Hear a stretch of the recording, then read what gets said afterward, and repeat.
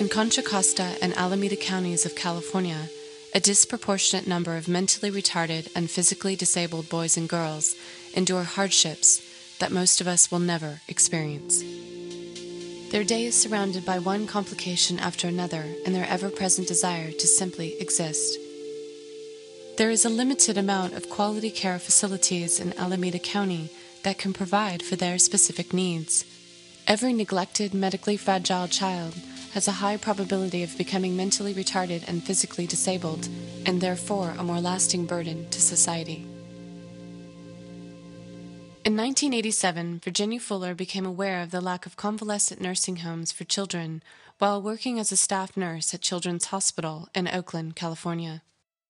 She decided to open 2 facilities in both Alameda and Contra Costa counties, specifically to meet the needs of long-term nursing care for medically and physically fragile children. The intermediate long-term care facility would provide the necessary balance between professional care and a nurturing home environment. I'm Virginia Fuller. I am a legal immigrant from the Netherlands. I was trained in Holland as a registered nurse, have been living in the U.S. for the past 32 years.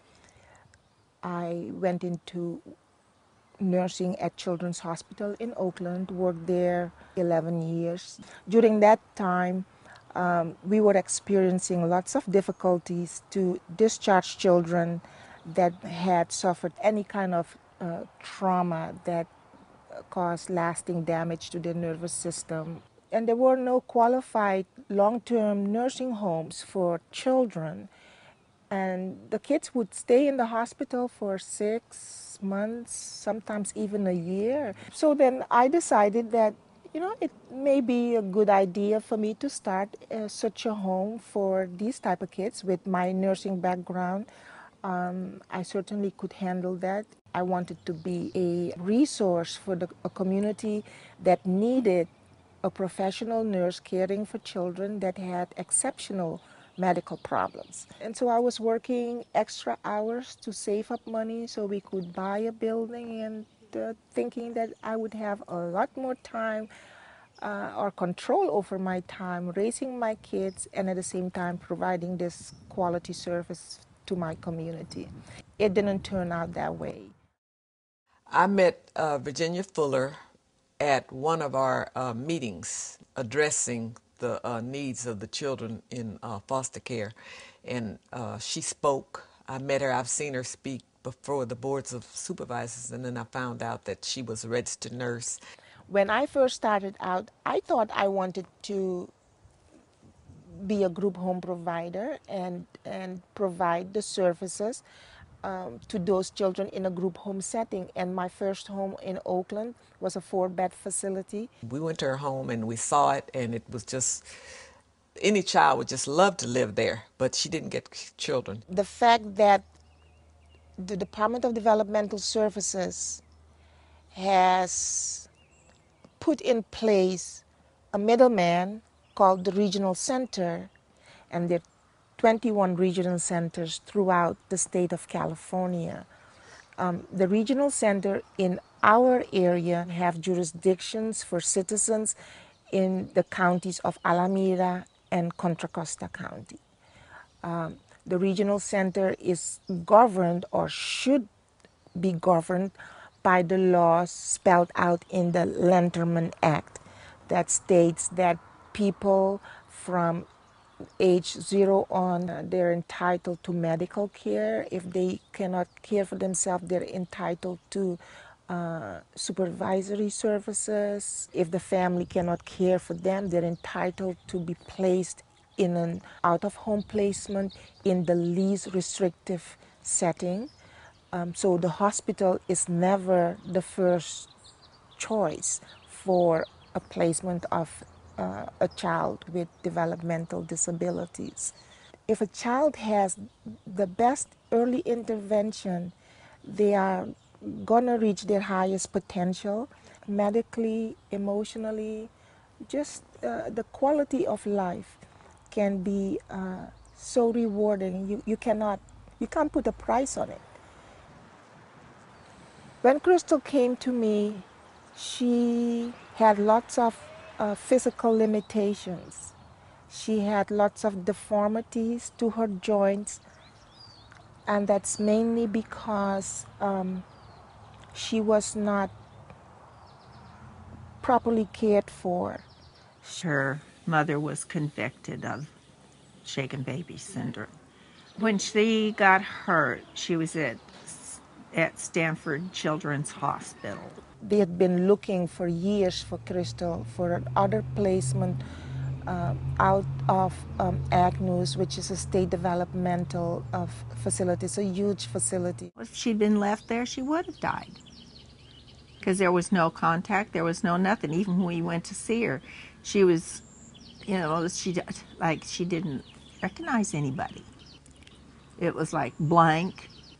When Virginia got her and she started working with her, Crystal started in smiling. When Virginia started working with her physically, moving, her hands, range of motion. And up, down, out. Just working with tickling and just touch, and her demeanor just bloomed. Before she was just no emotion. Well, she started smiling, she started laughing, her joy just came alive. As you can see, Crystal's laughing. Virginia just was very fortunate in having some very good people working with her. And that was just a miracle. That was a miracle in itself, because at that point, in reality, Virginia saved that child's life.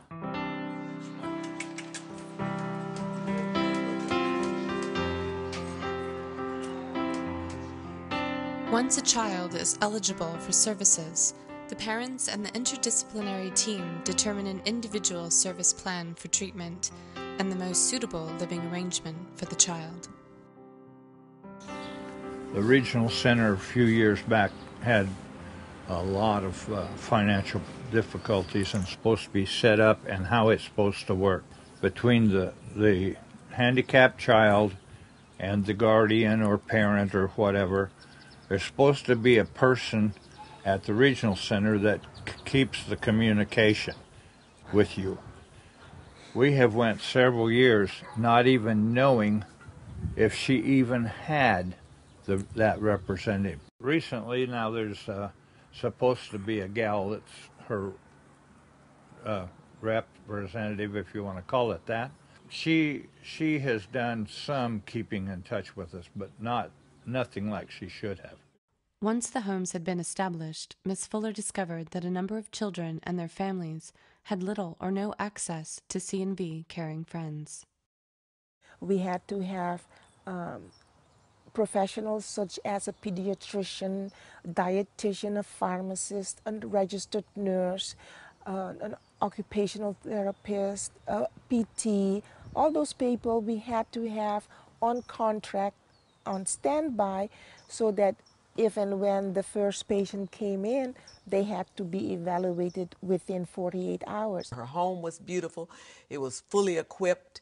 She was a registered nurse, and we just couldn't understand why she didn't get children. That wasn't normal for me to have a licensed facility. We were paying a mortgage on the building, and it remained vacant, while another provider who was not a minority, much further away from Oakland and the rest of Alameda County, and he had a waiting list for his facilities. No agency or department head was interested in the welfare of the community members that needed to be served.